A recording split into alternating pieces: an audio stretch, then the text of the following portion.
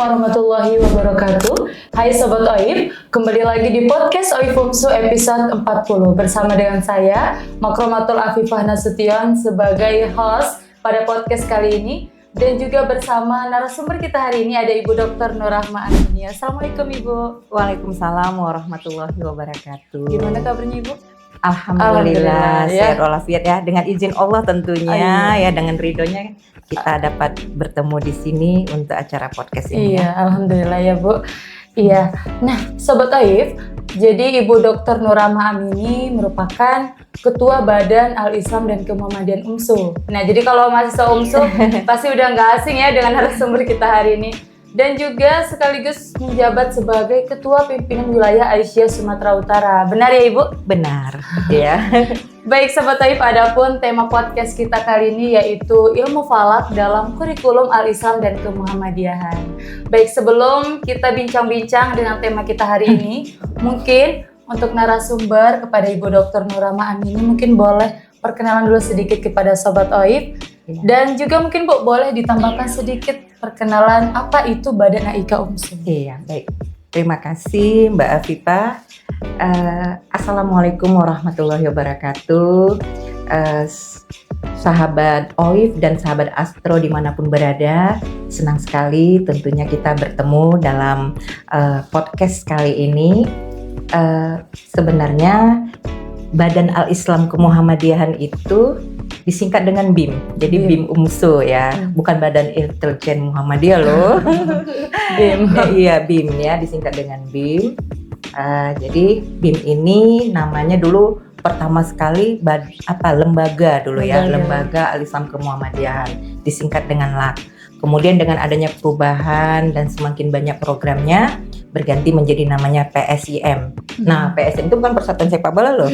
PSIM itu adalah Pusat Studi Al-Islam dan Muhammadiyah, itu singkatannya. Kemudian besar lagi dengan program-programnya, maka berganti lagi namanya menjadi Badan Al-Islam dan Kemuhammadiyahan yang tadi disingkat dengan BIM. BIM UMSU. BIM UMSU tentunya.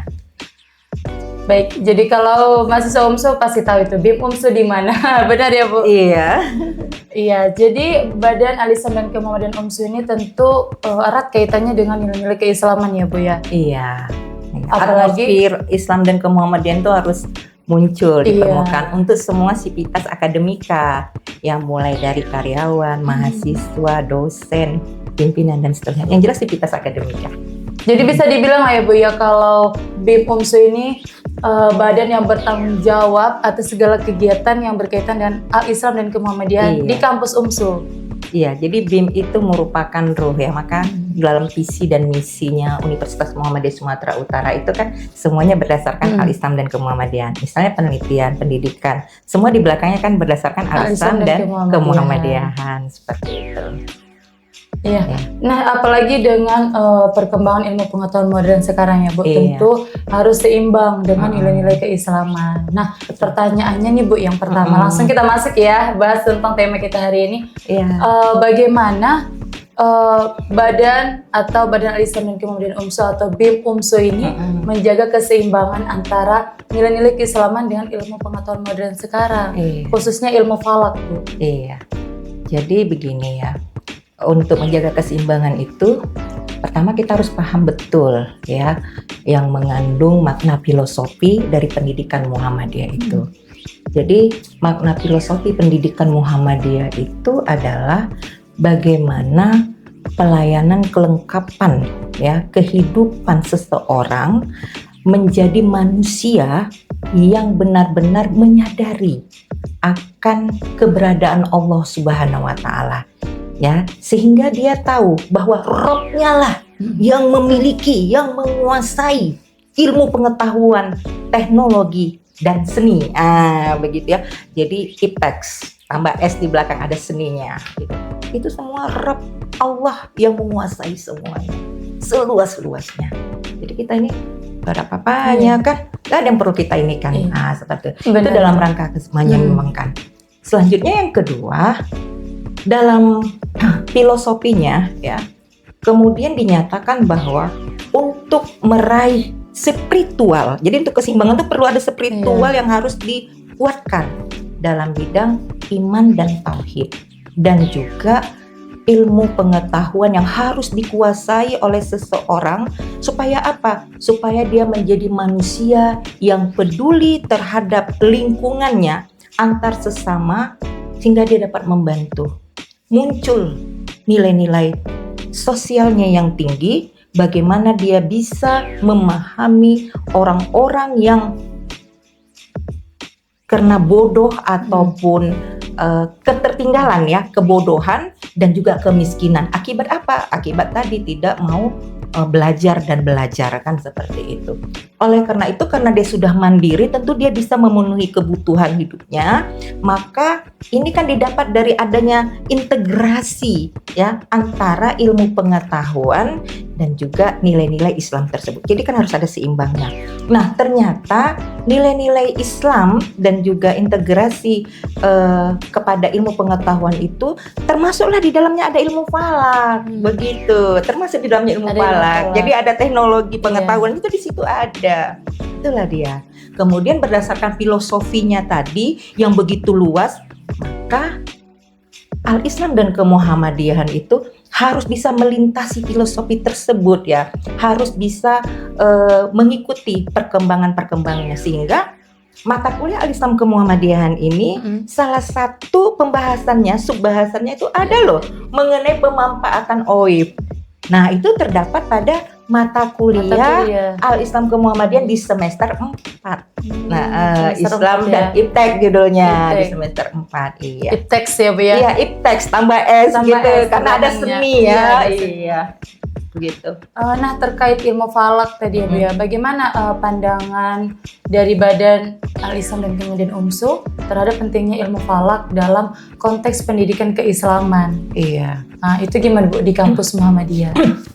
Di kampus Muhammadiyah, konteks ilmu pengetahuan dan teknologi terutama yang terkait di dalamnya ada ilmu falak itu sangat penting ya. Kenapa Ibu bilang sangat penting? Kalau dibilang penting tadi, kalau Ibu malah menjawabnya sangat-sangat penting gitu loh. Kenapa? Karena memang dengan adanya ilmu falak ini, iya benar. orang kan bisa jadi tahu gitu loh, bagaimana pedoman dia beribadah gitu ya. Kemudian dia waktu-waktu sholat dia tahu peristiwa-peristiwa sejarah Islam itu pasti tahu kan, kayak mana Nabi hijrah gitu ya. Kemudian gimana peristiwa Isra Mi'raj gitu. Nah, ini kan dapat diketahui. Apalagi nanti gini, mahasiswa tuh biasanya bertanya, Bu, nah gitu ya kan, ini sholatnya Bu udah masuk waktunya apa belum? Bagaimana caranya? Mahasiswa tuh ada yang kritis loh. Apalagi kalau dia tamatan pesantren, dia tuh kritis. Bu, ini udah masuk nih waktu sholat kan begitu. Bagaimana cara ngukurnya? Nah, ini yang harus kita jelaskan. Sebagai dosen kan harus paham lah ya. Walaupun nggak mendasar sekali istilahnya, paling tidak dosen tuh harus tahu. Nah, itu harapan kita. Iya. Iya, benar sekali ya. Jadi penting memang bagi kita untuk mempelajari ilmu falak. Sangat penting, bukan penting aja. Sangat penting. Saya malah lebih menekankan tuh sangat penting gitu ya. Sangat penting karena ada dalam kehidupan kita sehari-hari dan sangat kita perlukan sampai akhir hayat kita. Itu. Jadi itu jadi pedoman ya kan. Maka itu sangat penting sekali, merupakan tuntunan bagi kita umat Islam yang untuk mengetahui itu. Kalau Ibu gitu, sangat penting. Dan alhamdulillah UMSU salah satu kampus yang memiliki fasilitas observatorium ilmu falak itu, yaitu UMSU. Nah, kalau dengan ilmu falak, observatorium ilmu falak atau UMSU, apa pandangan Ibu atau apa kesan yang pengalaman yang paling menarik atau pengalaman yang paling berkesan menurut Ibu terkait fasilitas observatorium ilmu falak yang dimiliki UMSU ini?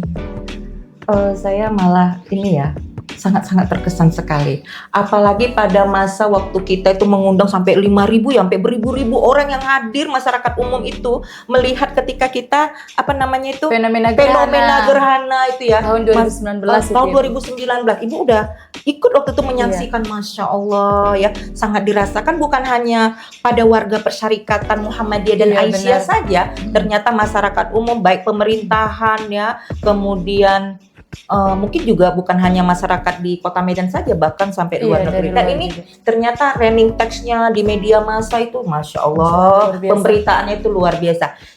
Itu cukup inilah saya terkesan gitu sampai gini. Kadang sampai terpikir, kenapa ya dulu nggak ngambil jurusan ini ya, ilmu falak gitu. Sampai terasa gitu. Kenapa? Karena rasanya ya Allah, hidupku ini kan beribadah. Hidup kita ini kan tujuannya untuk beribadah gitu loh. Kan ini adanya di sini gitu loh. Satu, banyak loh kesan saya. Yang kedua, ketika saya mengundang narasumber, ketika kita bicara tentang seminar maupun pelatihan kajian gitu ya, berbicara tentang integrasi Islam dengan ilmu pengetahuan dan teknologi serta seni. Kita mengundang waktu itu Profesor Bapak Muhammad Abdul Fattah dari Universitas Muhammadiyah Surakarta.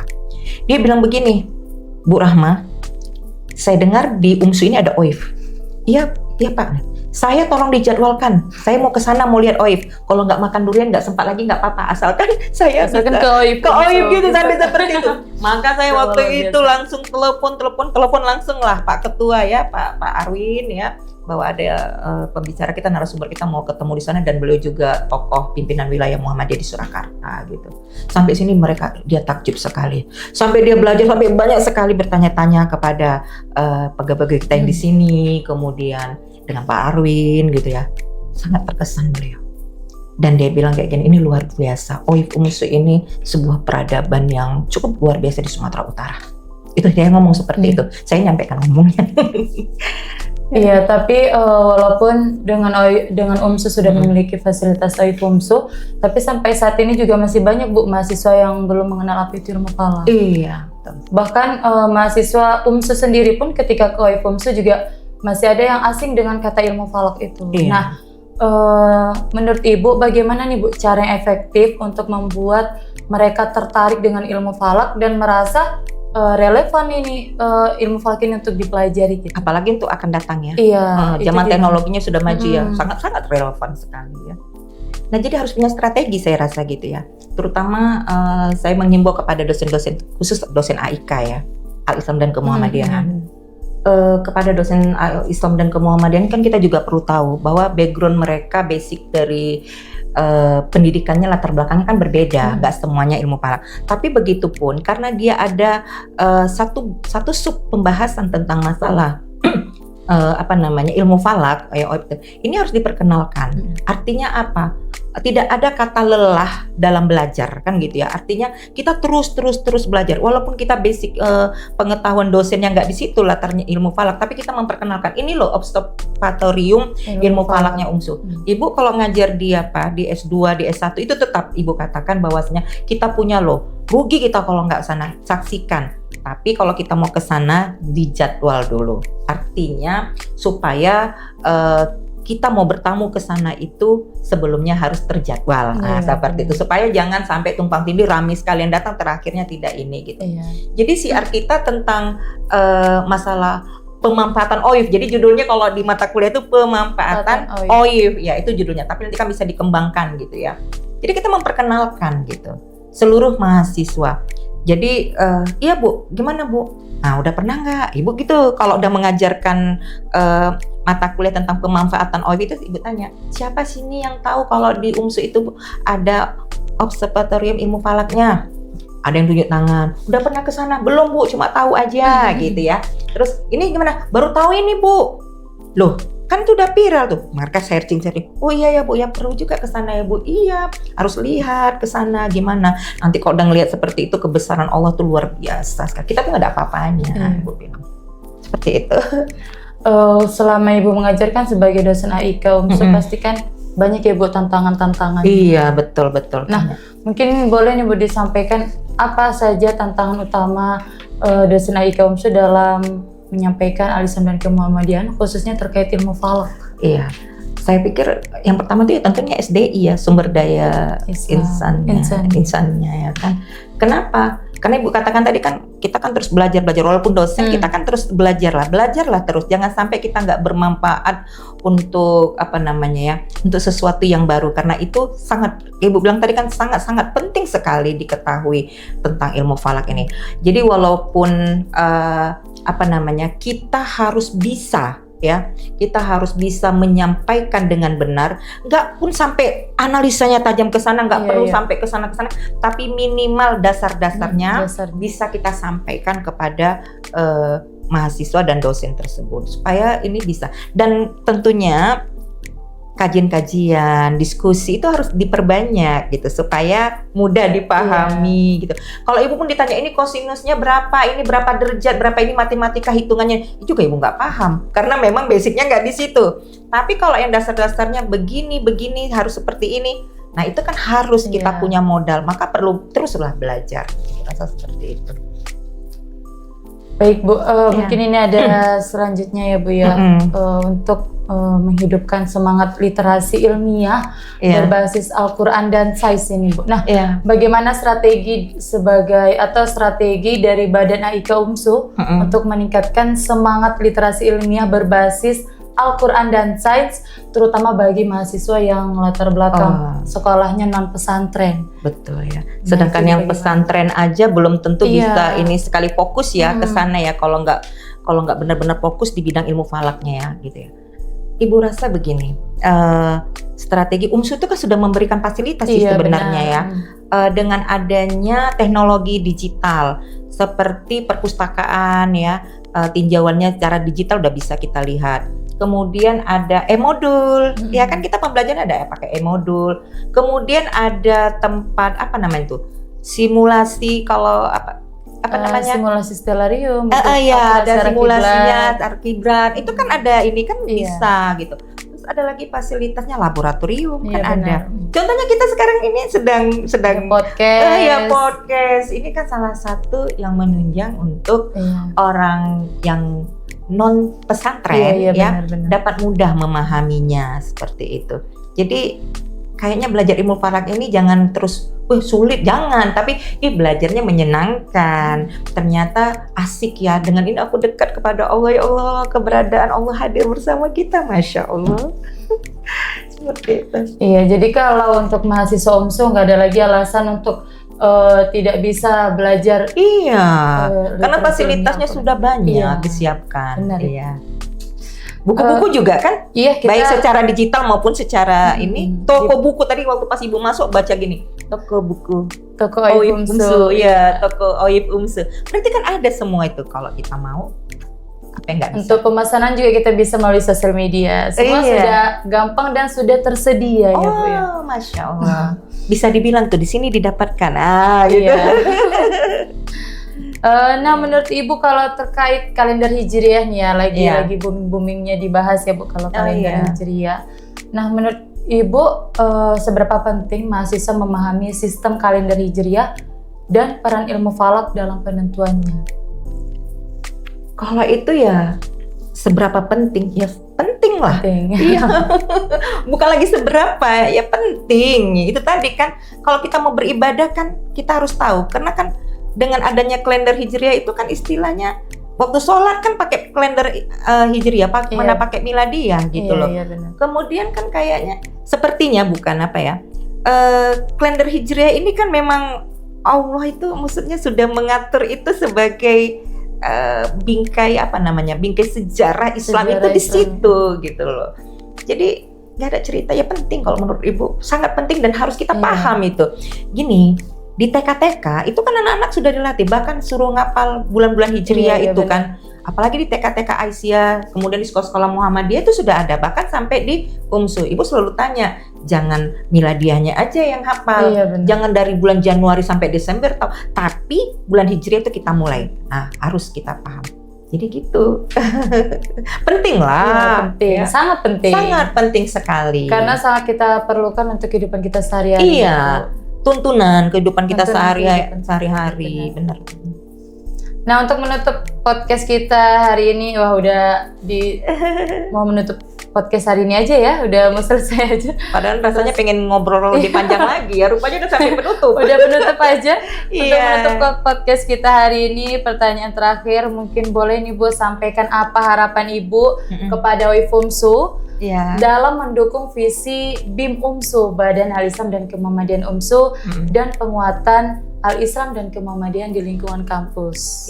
Gitu Bu. Baik. harapan kita ya, Masya Allah. Harapan kita tentu bagaimana tentu OIF UMSU dengan BIM ini bisa berkolaborasi. Pemanfaatannya sangat dapat dirasakan, terutama bagi mahasiswa langsung kan begitu. Kalau kita di OIF ini kan tunggu orang yang datang kan kayak gitu. Paling nanti kalau misalnya ada seminar kan gitu. Tapi kalau kita di mahasiswa untuk sosialisasi ini kan ada di mata kuliah, jadi efektif dia, selalu ketemu dan seterusnya ya. Jadi kita berharap mudah-mudahan OIF UNSU ini ya, saya OIF-nya dulu ya, mudah-mudahan terus maju, jangan pernah lelah untuk berkarya. Karena selama ini sudah bagus, tapi berkaryalah terus ya. Tingkatkan lagi dan terus tingkatkan sampai nanti bisa menghasilkan keputusan-keputusan yang bisa akurat. Selama ini sudah akurat, tapi nanti kan dengan perkembangan zaman terus-terus seperti itu, kita berharap terus bisa menjaga kestabilitas itu ya. Artinya keputusannya nanti benar-benar dapat dirasakan manfaatnya bagi orang banyak. Bahkan saya pikir seluruh dunia merasakan itu ya. Bagaimana OIF ini, UMSU ini bisa mendunia, betul-betul mendunia gitu. Benar. Baik, sampai di sini saja dulu mungkin ya bincang-bincang kita hari ini ya Ibu. Terima kasih kepada Ibu Dr. Nur Rahma Ani ini sudah menyempatkan waktunya, walaupun narasumber kita hari ini termasuk yang sangat sibuk ya. Sangat sibuk tapi masih menyempatkan waktunya untuk datang ke OIF UMSU, mengikuti podcast OIF UMSU di ruang studio OIF UMSU ya Bu. Iya. Nah, buat sobat OIF mungkin masih ada pertanyaan atau masih ada yang ingin ditanyakan, nanti boleh diisi di kolom komentar saja. Nanti akan kita jawab di situ. Nah, buat sobat OIF yang belum subscribe channel YouTube OIF UMSU, boleh di-subscribe dulu ya. Kenapa? Karena seluruh kegiatan-kegiatan kita, seluruh informasi-informasi menarik lainnya akan kita sampaikan di seluruh sosial medianya OIF UMSU. Baik, sobat OIF, sampai di sini saja dulu. Sampai jumpa di podcast OIF selanjutnya. Wassalamualaikum warahmatullahi wabarakatuh.